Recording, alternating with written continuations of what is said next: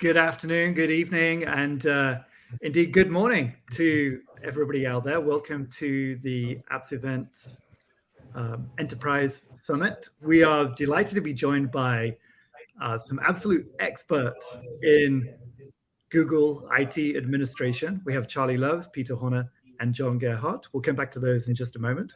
I'm also joined by my colleague, Veronica, who is based in Europe. Hi, Veronica. How are you today, Veronica? Hello, everyone. Thank you for joining us. I'm doing well. What about you, James? Doing excellent. Thank you. It's great to see you again. We're delighted. So we actually have a special guest today. We have John Gerhardt joining us from Eglon School. And John is going to be introducing a little tool that he's built, which is going to be exceptionally useful for schools. I'm going to let John talk a little bit more about that in a few moments. We have Charlie Love and Peter Horner, who are both expert Google admins and have also built their own tools and different integrations and so on. So Charlie, I know everybody knows you out there, but Charlie, could you give just a quick background about what you're working on these days? Yeah, so I'm one of the admins for a large school district in Scotland, Aberdeen City Council, and I'm working on currently, just lots of training and support for schools globally, which has been really exciting to do. Yeah. Brilliant. Thank you, Charlie, and thank you for being here. And Peter, so Peter, you were at BET last week. How was BET? What was the standout thing you saw at BET last week? Hi, James. Yeah, it's great. Wow. Firstly, great to meet Charlie at BET last week in person. Mm-hmm. Oh, you were both there? Also. We were both there on the same day. It was great. Standout thing, I mean, I was there looking at Chromebooks, so new Chrome devices. So I always like to buy the very newest Chrome devices every year to ensure they get the longest support and updates and obviously the best hardware and features available. So I was checking out a lot of Chromebooks, screens, and of course it's great to talk to Google there and talk to some of their product guys and kind of get a glimpse of what's coming up. Brilliant. We'll be careful what we mention because I think there are some exciting developments in the works for this year. Did you see any, of course, Acer is an Apps Event sponsor. Did you see any new Acer devices worth sharing, Peter? Yeah, Acer had some great devices. So yeah, we're looking at models for our teachers because our teachers use kind of professional Chromebooks for teaching and looking at some new student models. So yeah, Acer had a great range. Yeah, I'm really interested in the new Acer devices, which are designed very much more for teachers or enterprise grade Chromebooks, which are coming out. That's it. So they're a bit faster, so got more memory, better processor, but they also have a fantastic screen with which you can use a stylus with. And a thing I like about some of Acer Chromebooks is you can get them in a 3:2 screen ratio, which teachers really like. That extra little bit of height on the screen has been really popular for our teachers. Brilliant. Look forward to seeing those. Hopefully we can get our hands on some freebie test devices in the future. And John Gerhardt, thank you very much for joining us. So John is joining us from Eglon School. He is the senior IT technician at the school. John is, I think that doesn't truly explain what John is capable of doing. Hi, John. How are you today? I am great. Thanks, James. Yeah. John is a prolific member of our Google technical community of schools, which we also work with. And I say prolific because he's always joining in with some expert technical advice for international schools out there. John, a quick preview. What, John, are you going to be sharing a little bit later? So the idea is to share with you a little tool that I've been making that allows you to take a mail merge template of your signature, allowing your Gmail users to visit a little interface and then fill in the fields and then put that directly into their Gmail so that everybody has the school signature at the bottom of their Gmail and we're all branded correctly, and it makes it really easy. And then maybe a couple of quick intros into some Google APIs and what is actually available, because there's quite a lot, and maybe it will whet somebody's appetite to get going on some cool Google automations and solutions. Brilliant. I agree. I think the email signature tool alone is very, very cool. And I think it's awesome that you're going to share a little bit how maybe you put that together as well. Really looking forward to that, John. Thank you. Okay, well, without further ado, that's a little summary of what we have ahead of us. I think I'd like to turn over now to Charlie and Peter. And I think, Charlie, what are you going to be opening up with? So James, what we're going to do is we're going to talk about just, there's been a load of updates to Google Workspace, right? Some really exciting things are happening, and that we've got the things here that we can share. We've got the things that we learned at BET, some of them which we can't share yet, which are really exciting. But what we've got here is Peter and I just had a kind of chat this morning, and we're looking at some of our kind of top updates of late that we wanted to get out there and make people aware of in the kind of admin technical community. So we want to just maybe touch on these, and I'll just take us through that. And that'll be the plan. And then towards the end of our session today, we're also going to speak, as we scheduled on this call, talk about organizational units and managing your OUs in your school setting or your establishment setting. So yeah, Peter, so this one was your idea, as they say. So we want to talk a little bit about, we're keen about to know a bit more about Chrome access for OS devices, the kind of remote access. Yeah, absolutely. So this is something I was very excited to see appear on my admin console last week. I think it was, I first noticed it, and Google mentioned it last week as well. So this allows Google Workspace admins to remotely control user devices from the admin console. So it pops up on the left-hand side when you navigate to look up a Chromebook, and from there you just hit the remote desktop option, and then takes a few seconds, it will connect to that Chromebook and then ask the user, okay, your admin wants to connect to your Chromebook, probably to help you. You probably talk to your admin and need some help. And then the user approves that, and you've got control of that device.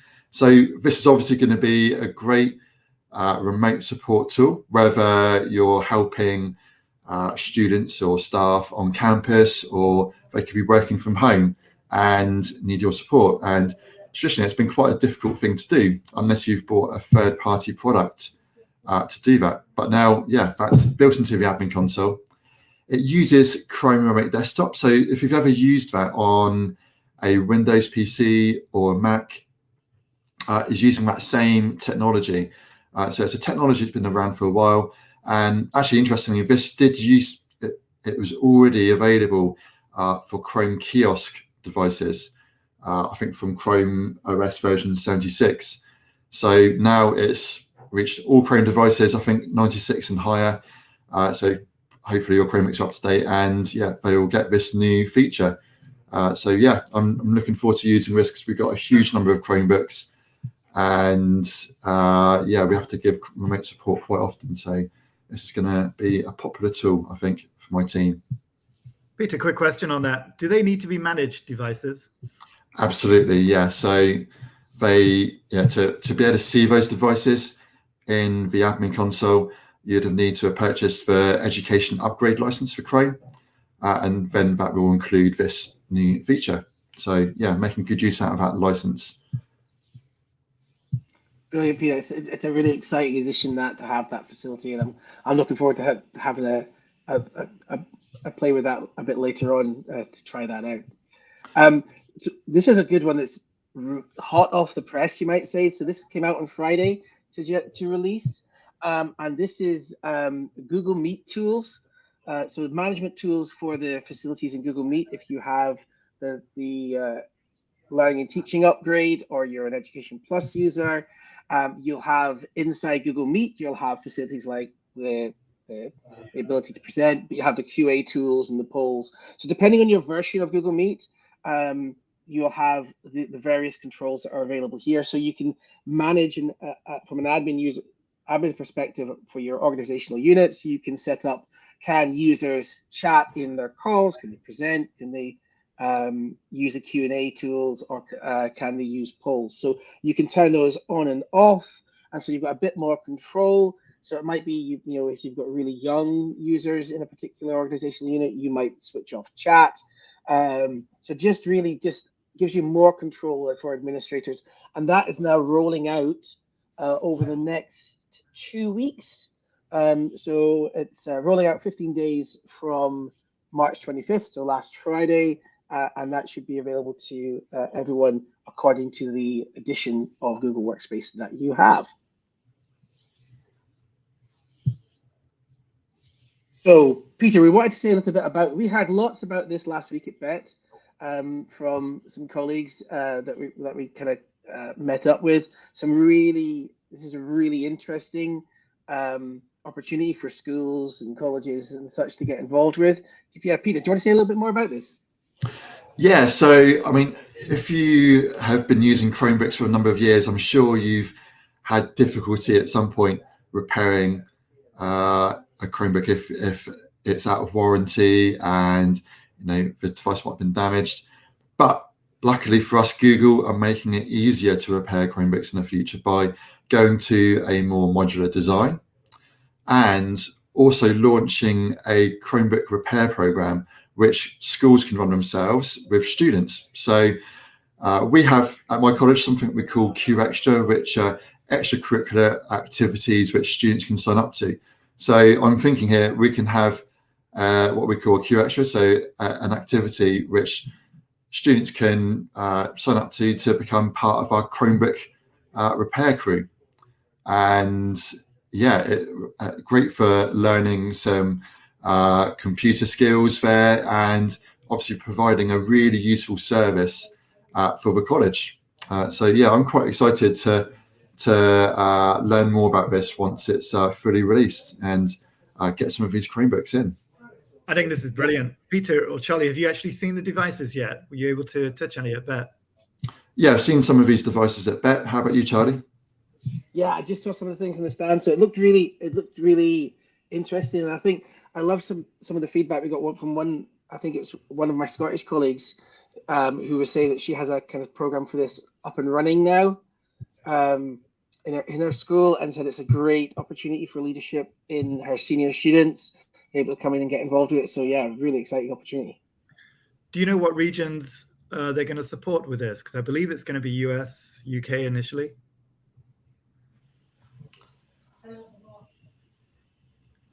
Yeah, I'm not sure. I think I'm not sure as yet, James. I need to have a relook at that to find out which regions are going to support further. But it wasn't a trick question. I'm genuinely curious. Yeah, I'm not sure the answer. Yeah, I'm like thinking Asia's a little bit what did behind I the hear? curve. Yeah. Yeah. What did I hear about it? Yeah. Yeah, Asia tends to be a little bit behind the curve getting the latest Chromebooks, depending what countries you're in. Cool. Right. Looks amazing. Yeah, I'm just checking now. I can't see, but I'm sure we can find out. Yeah. Yeah, we'll find out, and then we'll update folks at the end of the call, and the end of this video. So that'll be grand. Hey, what we'll try and do, we'll try and get somebody from ASA to interview about it, and they can come and present their ASA's repairable program. Yeah, that'd be brilliant. So what we're going to do just now, folks, is we're going to jump across to John and John's presentation and his input about his automation around email signatures. And then when John's taking us through that, and I'm really looking forward to see what he's put together and how it's working with the APIs and stuff. I'm a bit of an API geek myself, so I do love all that stuff. So we're going to let John talk us through his tool in just a second, and then we're going to get on and have that wider discussion about organizational units. So John, I'm going to add you to the stream, and that should be your deck on there. And over to you, John. Beautiful. Thanks, Charlie. Okay. Hi, everyone. So those that haven't met me in the community, my name's John. I work at Eglon College in Switzerland. So my view outside at the moment is a beautiful mountain. I'd love to swap my camera around so you could see.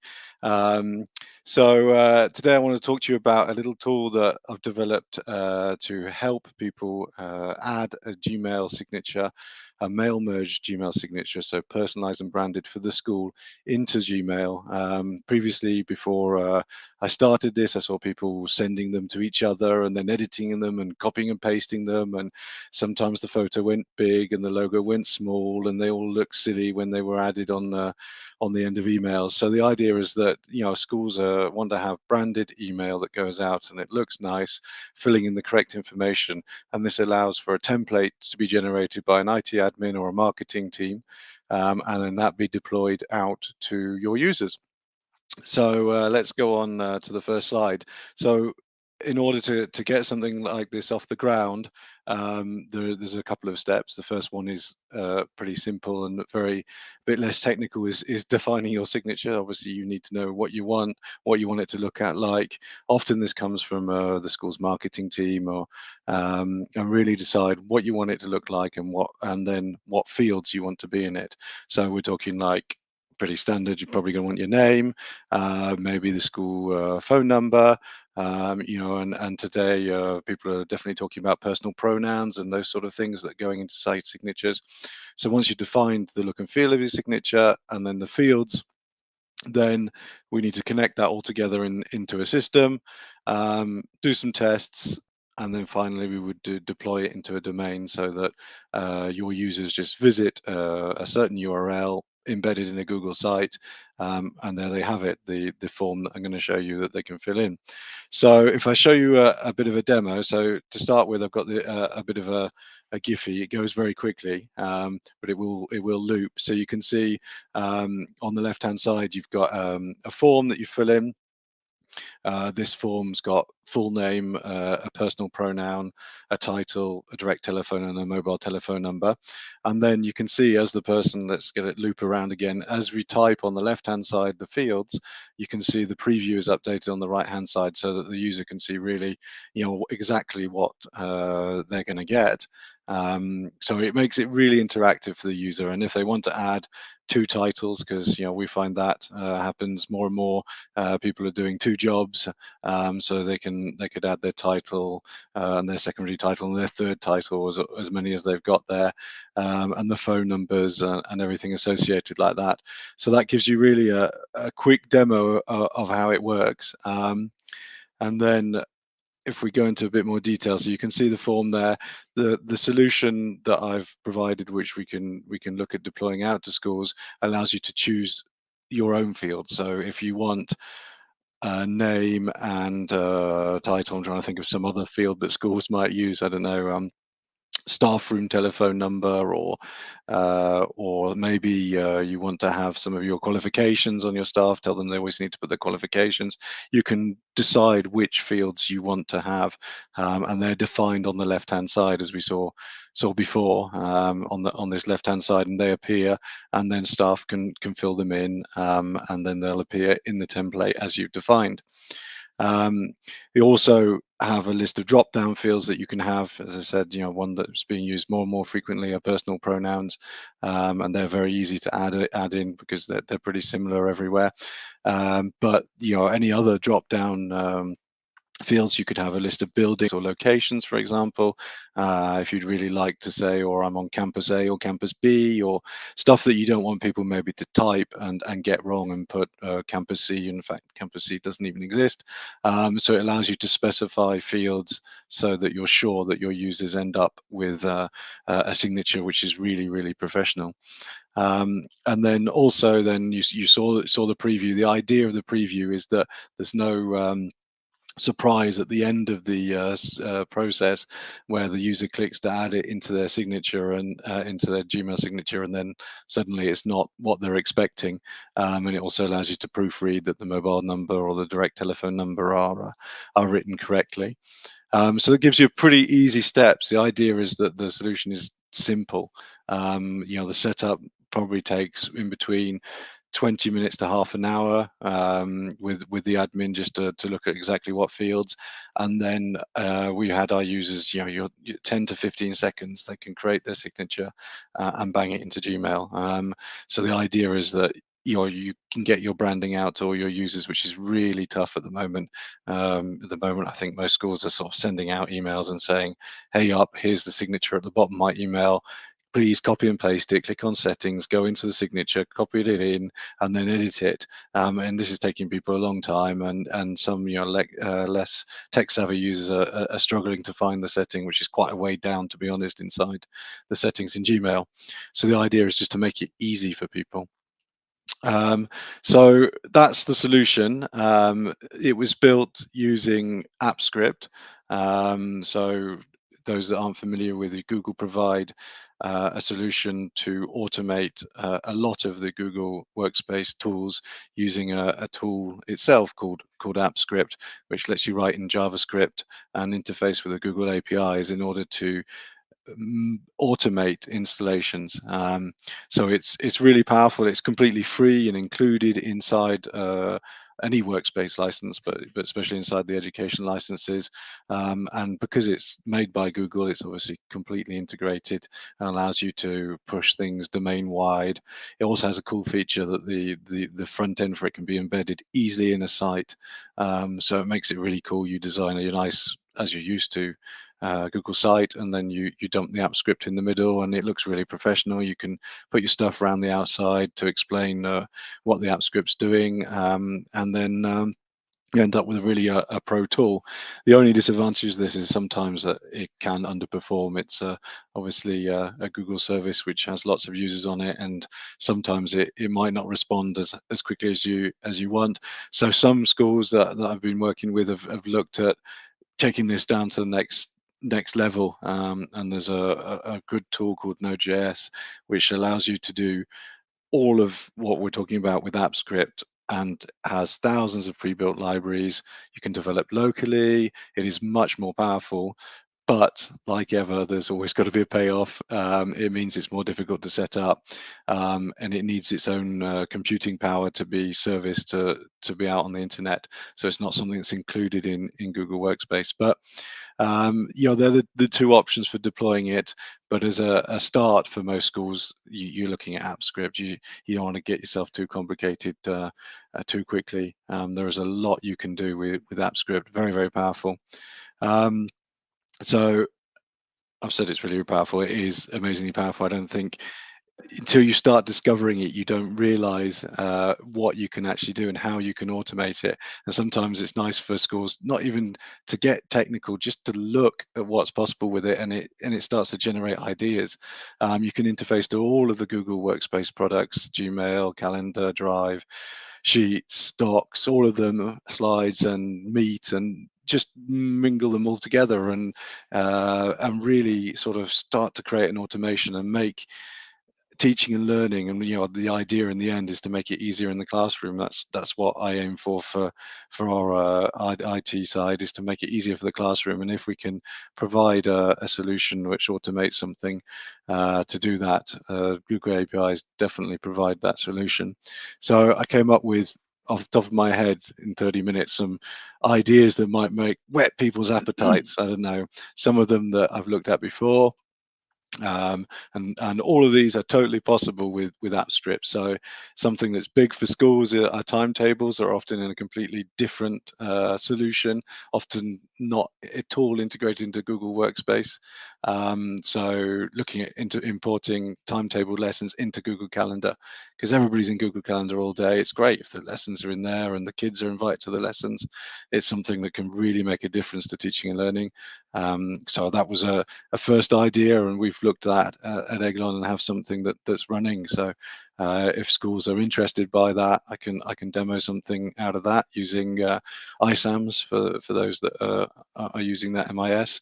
A big thing that's been through our school at the moment is email aliases. Some people want to be j.gerhardt, some people want to be gerhardt.j, or j.gerhardt, or an initial. And sometimes there's need for multiple ones. So how about finding some way that you can use the Google API infrastructure to automate the addition of aliases by taking somebody's first name and pulling out the first letter and their last name and putting them together and adding that across 10,000 users in probably 20-30 seconds. It's so quick, and you're talking maybe 20-30 lines of code. It's nothing massive.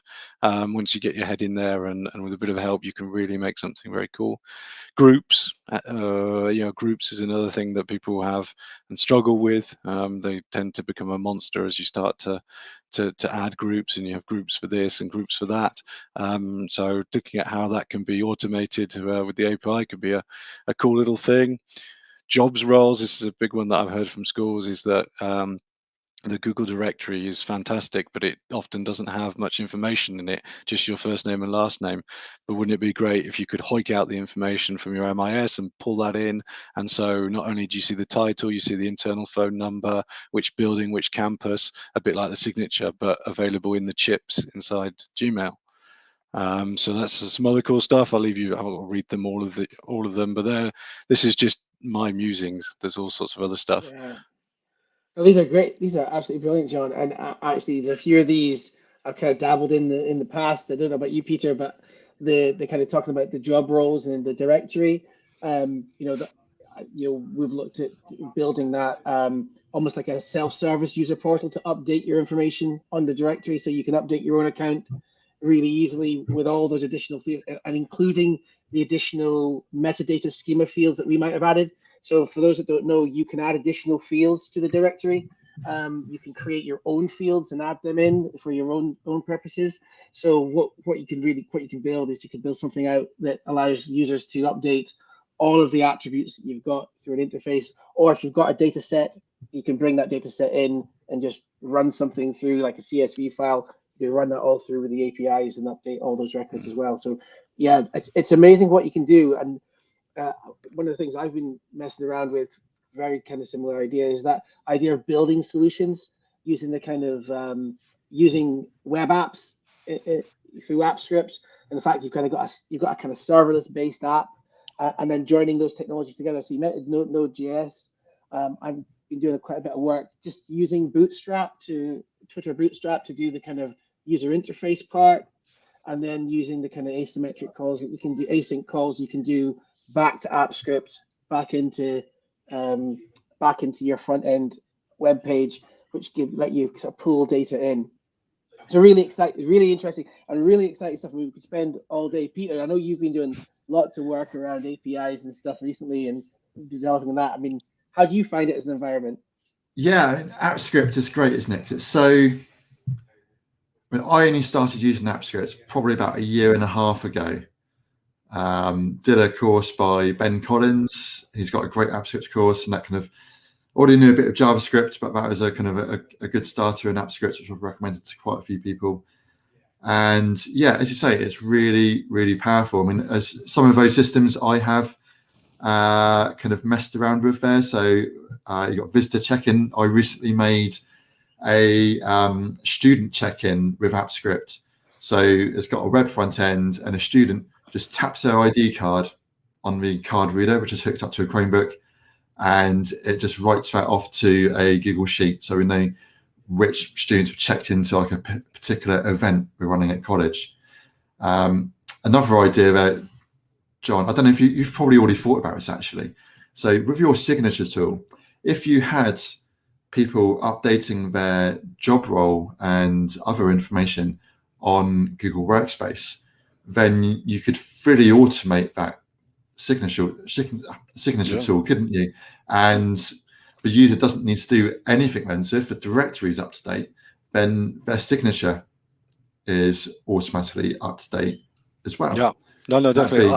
The one that is developed for everybody else doesn't fill in the fields automatically. The one that I've developed for Eglon pulls in the data directly from our MIS, from ISAMS, to fill that gap. So it's all completely filled in. So literally, they could just visit my users. They visit the web interface and click create signature, because all the other information here should be correct. And it's also a great double check, because we know things change in schools rapidly, and so when they visit their signature and go, oh, I'm no longer the third form maths coordinator, I'm now the fourth form maths coordinator, and it helps that data to stay up to date, because the worst thing is stale data in systems. So it means that it's visible to everybody, and that data stays up to date.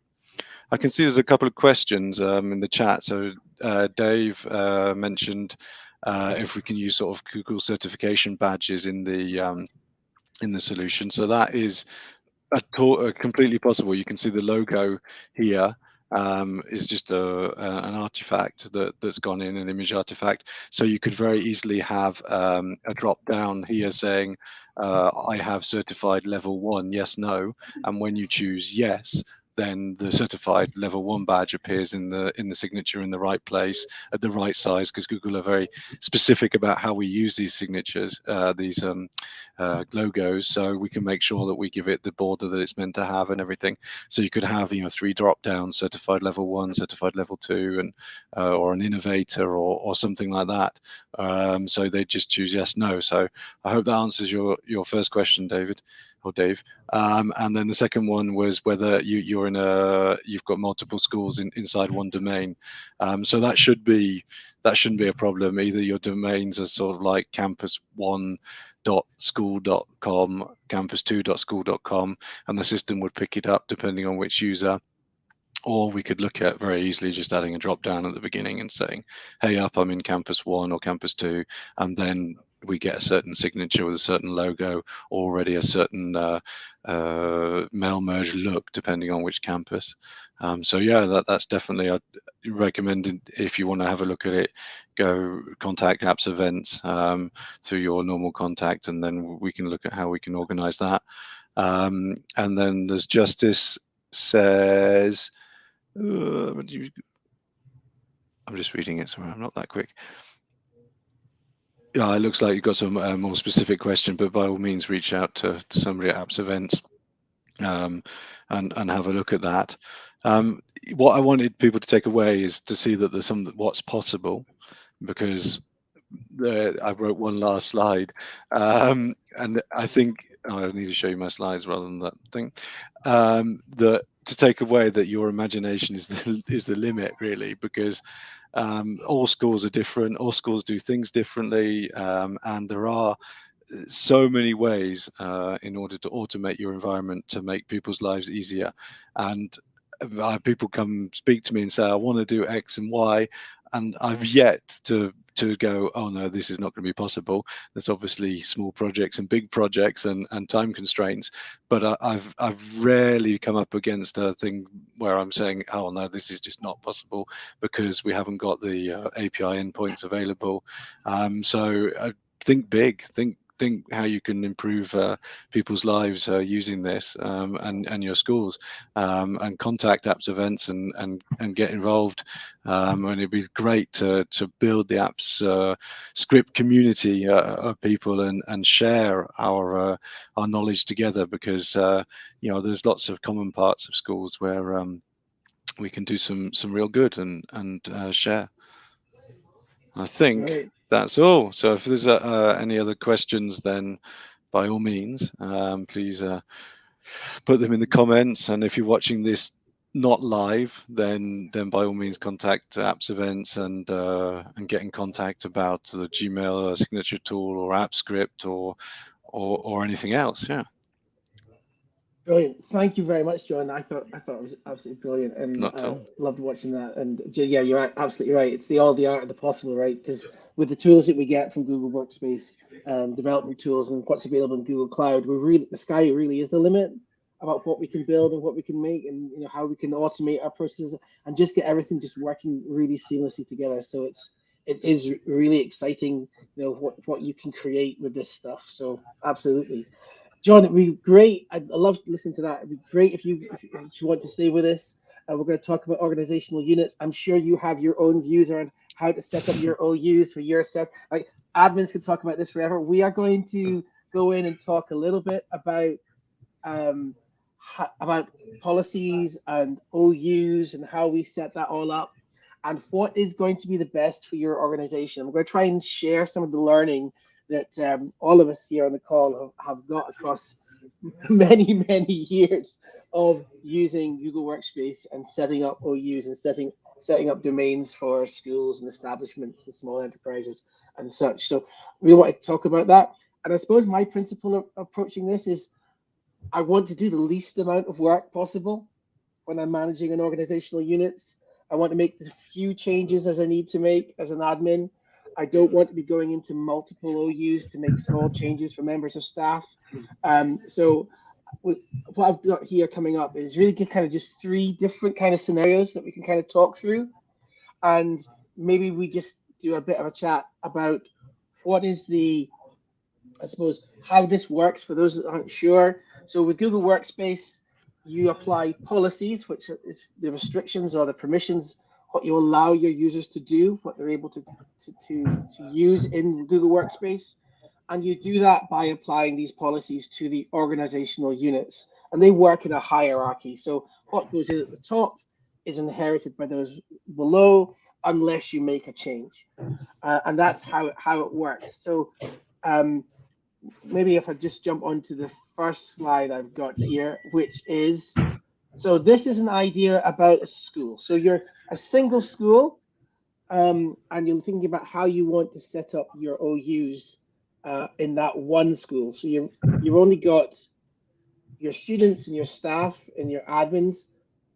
Point I'd make here is, if you're following, Google have a great set of help support pages that talk about best practices for administration. And if you're following those, you want to make sure you keep your super admins and such separate in your domain, and that your super admins aren't using their super admin accounts for day-to-day business, right? That's best practice. So you want to keep your admins out somewhere else in another OU probably. But if you're a single school, I don't know what your thoughts are on this approach. So yeah. Oh, sorry, John, you go first. No, I don't. Yeah, I think what Charlie just said there about, it's a very common thing that I think happens, that super admins end up using their super admin account. It's a dangerous road to start down, and definitely the structure there is looking very similar to a number I've set up, where your admins are completely separated and you can apply your policies from that. And then for me, it's getting a structure which is the least complicated possible, whilst responding to what you need to do to segregate your staff, students, admin, non-teaching, that sort of thing. But I'm a big fan of keep it simple, so that you, as you said, Charlie, you can apply something on students and you don't have to go down and apply it on 50 different OUs underneath, because you've got students from this age to that age and students in this form to that form. Keep it simple. Yeah, so I was going to say about the so separating super admin and staff accounts is super important. That's one of the number one things. So Abs Events have been doing some security audits.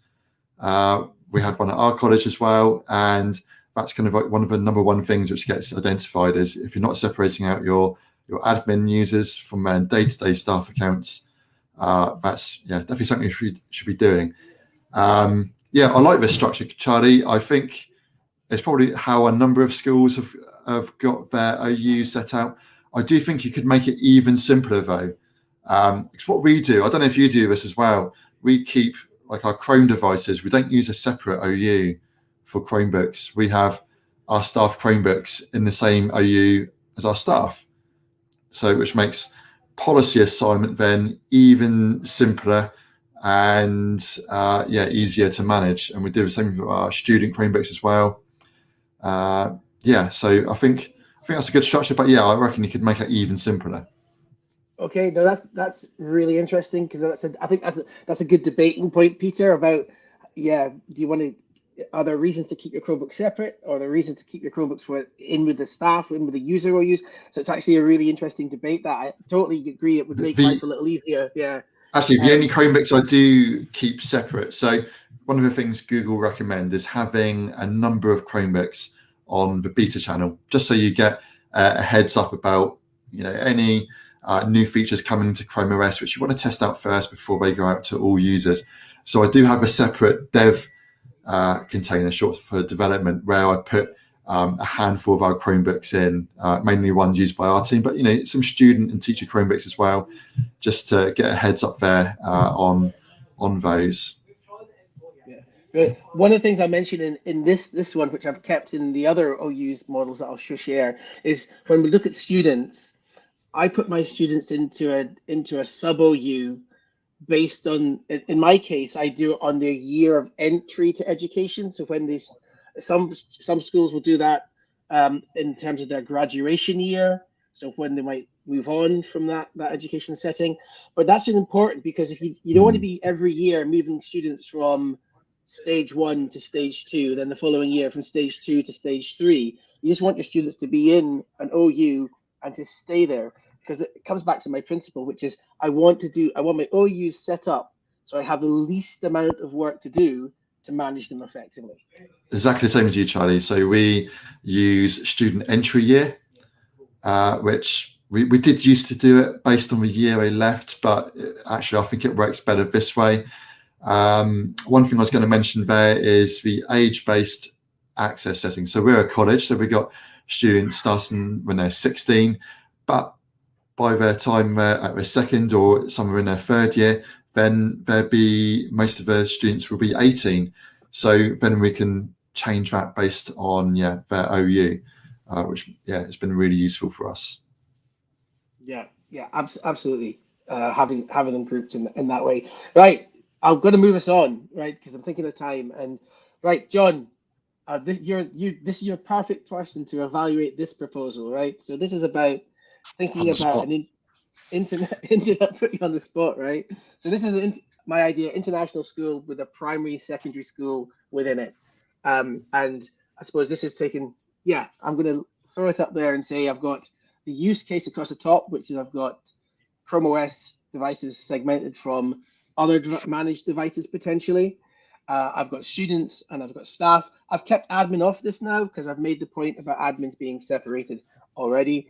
I think it goes. I think one of the interesting points now is that as Google advances in their MDM technology, is that you can now have devices which aren't Chrome also fitting into some structure. So devices now is becoming so much broader than just, you write down even with the new licenses to having even Windows devices inside the Google admin console. So at that point, having this structure where your devices are split up also really makes sense. And then the primary and secondary, obviously there's some key facts which you need to take into account with students under the age of 13, where there are certain policies inside the admin console that you need to apply, or certain functionalities that shouldn't be given to under 13s. And at that point, having them out in some different kind of structure really helps to apply them. So I think this primary, secondary is basically where the split is. So yeah, that looks sort of like a structure that I can come up with. I do things obviously a little different to you. I have students as their year of, we call it graduation. Sounds it's maybe a bit American, but the year that they leave the school. So it's another one of those debatable points that you could go around with admins probably for an hour or two. But it comes down to the same thing. It's not moving students around or people around too much, and making the policies as simple as possible so you can apply them as high as possible, and apply them as little as possible, or once or twice maximum. I've just noticed that Justice has popped in a query here. Just about, I'm just going to throw this on the screen just now. So this is, please, is there a number of devices one user account can be signed into? Having students of about 3,000, and I want them to use the same account on their tablets that are supplied to them for their studies. I don't think there's a user limit on the number of devices you can use your account on. I'm not aware of that, guys. I've never come across any limit there, actually. No, I don't think so. I don't believe there's a limit. The only thing I've seen is that we've had a case where an international school and the students leave the school campus and go around the world. If you've got people logging on different devices in different parts of the world with the same user at the same time, then Google security might kick in and say, hey up, it's not right that you were 1 second ago in America and now you're in Europe, and that might then log all the devices out. The thing is we have unlimited licenses with Google Education, so if you can use specified accounts, you're probably better. Another question from Dave, I think it's quite an interesting one to talk about, actually. So Google Groups is not something we've talked about yet, but of course that can give you some more granular control about how you apply some policies on your domain. So for instance, let's say you got your support staff there, and you've applied two-step verification to the entire OU. There might be a few people, for whatever reason, who don't need it, or it doesn't work for them, or you might want to do a more gradual rollout. In that case, you could have a separate group set up and apply a different two-step verification policy to that group, so that those staff wouldn't be required to do that. And yeah, a lot of policies for Google Workspace apps can be assigned via group. One thing which can't be, however, quite frustratingly, Chromebook settings. at the moment. That's got to be applied on the OU. Yeah. Mm. Yeah. Which is a tad frustrating at times. It is. You're thinking, I could just do this. No, Yeah. I can't do it.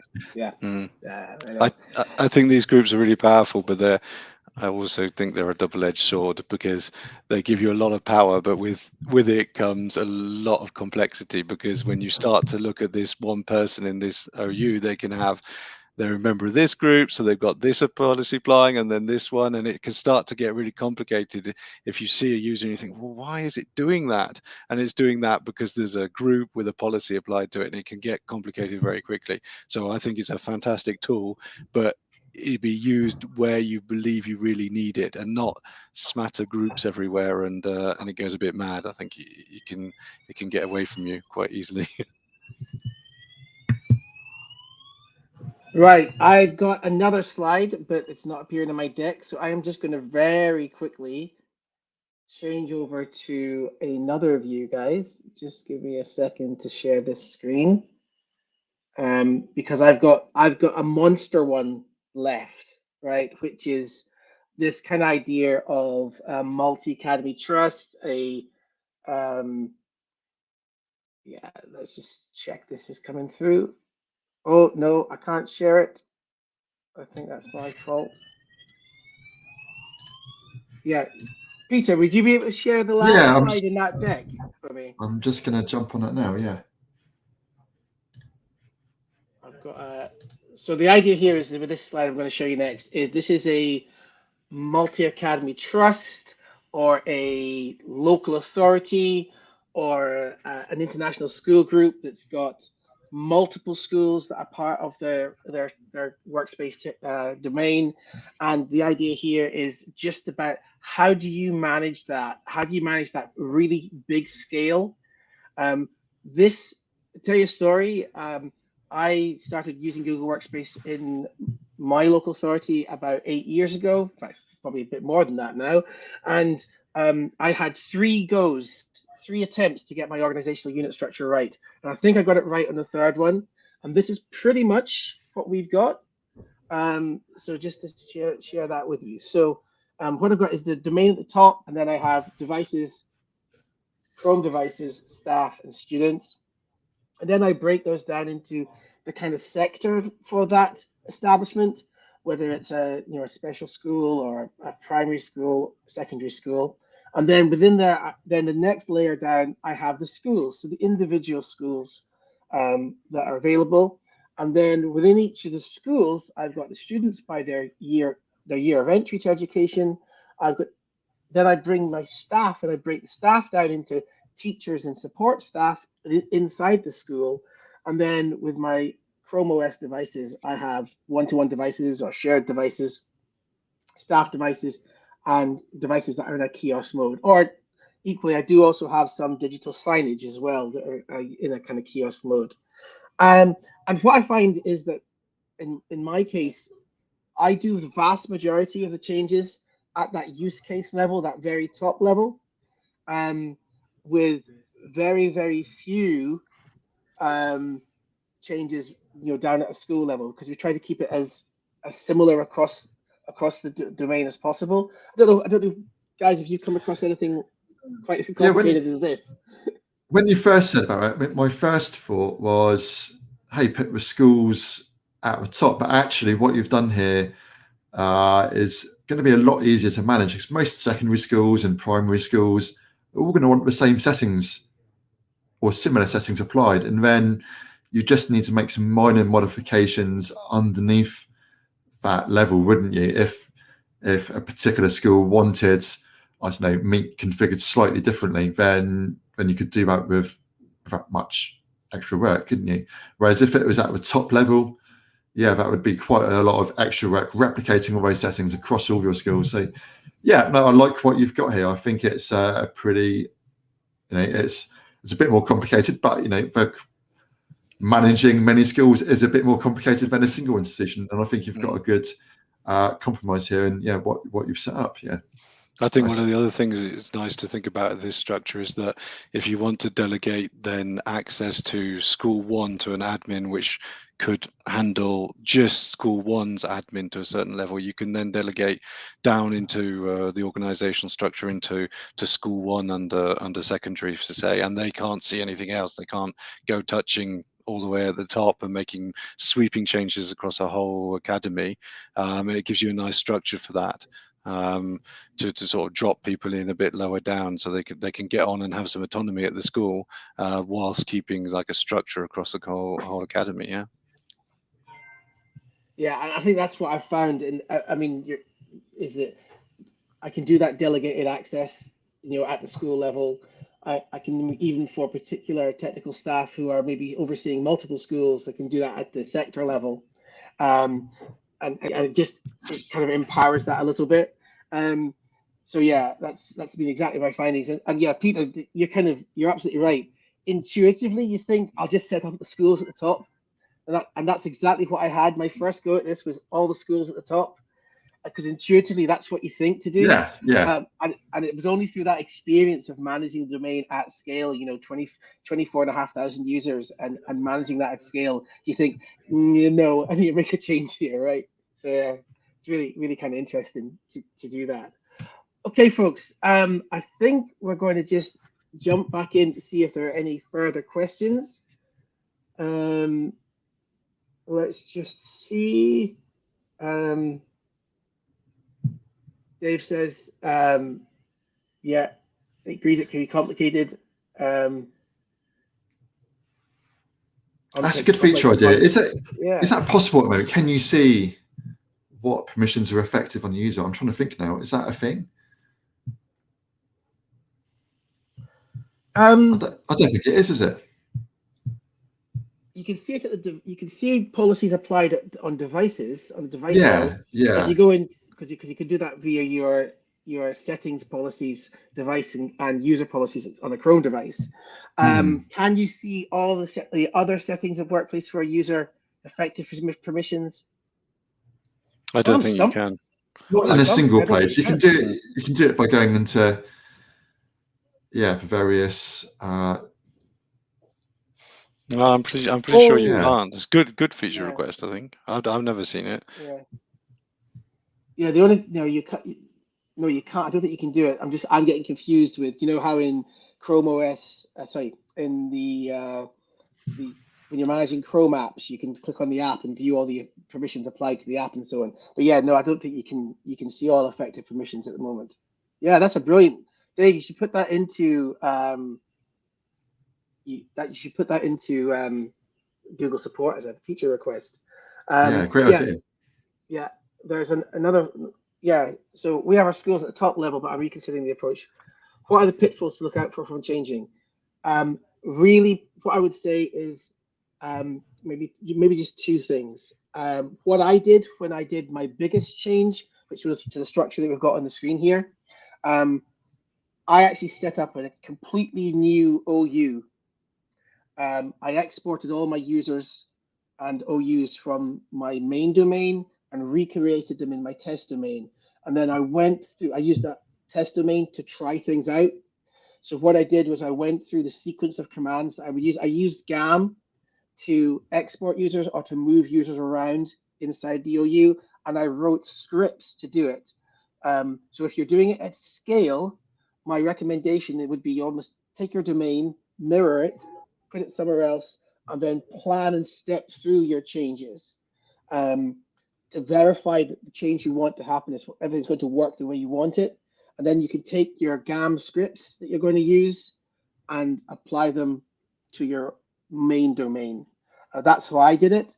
But yeah, I think the message is absolutely plan it. Map out your directory structure, your OU structure carefully. Consider what your needs are, and then just make sure you do the planning. And if you can have it all set up in a test domain and you have the time to do that, I do recommend that approach. I found it really useful. It meant I could test writing GAM scripts and made sure that they worked in test before I moved them into the live domain. I did add to what Charlie said, because it was a couple of years ago speaking with Ollie Trussell from Google. I never realized that we're entitled as an education user or school to have a test domain. So we have a test domain called gsuitetest.rdomain.ch, and all schools are entitled to this. It's included in the brief of the contract, and you can ask Google to set that up, and it'll have the same limits, unlimited users and everything in it. We use it quite regularly. We have all of our users synced in there, so you'll find my user Jag will be in at gsuitetest.eglon.ch, and it's great because you can break it, you can do all you want, and then delete all the users and put them back in again, and really be sure before you make any changes on your proper domain, and then it's going to work straight away. Yeah, absolutely. I'm just gonna it's interesting, that Andy's also saying he's looking at this and thinking again, yeah, it might look again at the restructuring the OUs based on that. And yeah, and I was just about to drop into the chat there, Dave and Andy and any others watching it. If you want any support with this, if you're looking for that, please get in touch with us. We can have a chat around how we can potentially best support you as well. Great. Okay, I think we'll just see how do you restructure while retaining the settings? Okay. Right. How do you restructure whilst retaining the settings that you've got in place? That's a good question, isn't it? Yeah. It's not something I've tried to do, but I'd imagine. Yeah. I'm just thinking through that. Moving an organizational unit. Is that? I think it's very tough. The thing is, users are really reasonably easy to automate going back in organizational unit, but when you start to talk about policies, and then in order to see how those policies work, you're going to have to enable the Chromebook. There is no doubt that putting in a test domain is a hell of a lot of work, but it is a fantastic tool. I think if you can automate it, like Charlie said, with GAM, to get the majority of the structure there, and that you can destroy it and recreate it easily, or with automation, then that would be great. But then how you are sure that, especially as things change, you've added this new multi-factor activated on your production domain, but it's not activated on your test domain, and to keep that going, that's a really tough question. The trouble is, a lot of those settings can't be managed via API. Yeah. Only by going into the admin console and doing it. So, yeah, that's a tricky one. So I'm not going to say that this is absolutely the solution to this, but Google have a migrate tool. So Google have a migrate tool that came out beta in February, and it will allow you to migrate from one Google Workspace domain to another. And I'd have to go back and review what it does around permissions and settings and such. So I need to go back and review that, but that may be another option to try and do that. I know when I did my move, and you probably, that's the frustrating bit. When I did my move and did my changes, I very much had to go back to it was a kind of vanilla setup for the permissions on the OUs, which I then went back in and reset them individually for the different OUs that I had, to reestablish the various policies that I had applied to them. So yeah, I kind of had to go through the structure I had and then move things into the new structure bit by bit. So yeah, the users are easy. In fact, and users are easy, and creating the OUs can be done by script as well. But some of the policy things are more difficult to achieve. Yeah, I don't think the migrate tool would work, I'm afraid, Charlie. So again, it'd need API access to move those settings, wouldn't it? Yeah. And so GAM wouldn't work either. Yeah. So yeah, I think it is probably going to come down to going through and moving all those policies across. But I like to look at the bright side of things. That's also a really good time to re-evaluate all your settings. Make sure you're doing it in the most secure way possible. And yeah, it's just good to have a look through all of those things again, isn't it? And make sure it is what you want it to be. I was just going to mention one other thing on OU structure. Something that we didn't really talk about is how to handle ex-users, so staff and students who have recently left. I don't know if you guys do this, but one thing we do is have an ex-users container, and underneath there we've got one for students and staff. And as people leave, they get moved into there, and once they're in there, they get reduced functionality. So a bunch of stuff gets turned on for them, but takeout gets turned on for students, for instance, and then they can migrate their stuff off a domain. And when they get moved into there, we use GAM to move them in, and that also hides them from our directory. So they're kind of left with limited access, so we can still get their data off, still access emails for a short time before being completely suspended. Do you guys do something similar? Yeah, we do almost identical. Leavers OU, and they get put in there, and then they get takeout, and they're like very, very, very similar. It's funny how similar some schools end up without ever talking together. So yeah, but it makes it a lot easier, and also getting them out of the directory, which is a pain for everybody when you start typing John and you've got some Johns that have left 5 years ago. It's really annoying. So it's quick and easy. They're in there, and the policies applied to the OU to remove them from the directory. Yeah. We do a kind of very similar thing. We have a kind of 6-month window where you can we use Google Takeout for students. We allow them to take their account and move on because their stuff is their stuff. And they kind of get a 6-month window for that. And we move them into an OU for that purpose. So yeah, very similar. Cool. Sounds like the best way of doing it then. Yeah, if we all agree. Yeah, absolutely. Right. I think there, folks, we'll kind of wrap this session up. And what I'm going to do is just hand over to Veronica, I think, who's going to finish up for us. Veronica, are you there? Welcome back. Hello. Thank you so much. Thank you so much for your presentations. Thank you, John. Thank you, Peter, and thank you, Charlie. It was pleasure as always. So great. So before we finish, I would like to also highlight our social media channels. So feel free to watch our YouTube channel, watch our podcast. Definitely interesting for you. And also thanks to Acer, our great partner, we are able to run those summits for free. So thank you so much for this great partnership. I would like to also highlight that we are Google Workspace for Education partners. So if you are interested in the trial or in buying new licenses, so feel free to contact us. We are more than happy to help you with that topic as well. So thank you so much for joining us, for watching us. We are looking forward to seeing you next time. Charlie, have you booked a date for the next summit? I think we've still got to put that in the diary, but we'll get that out to folks very soon. And if it's going to be in May, yeah. It'll be in May. It'll be about 8 weeks to 2 months time. And yeah, really looking forward to that with folks, and we will share more information about the topic for that and the speakers. And I've actually really enjoyed having John along today. Again, thanks to you, John, for your input. Really, thank you so much. Really valuable for us. Thank you. Thank you so much. And also thanks to everyone for those questions. It makes our summit more interesting. So thank you so much.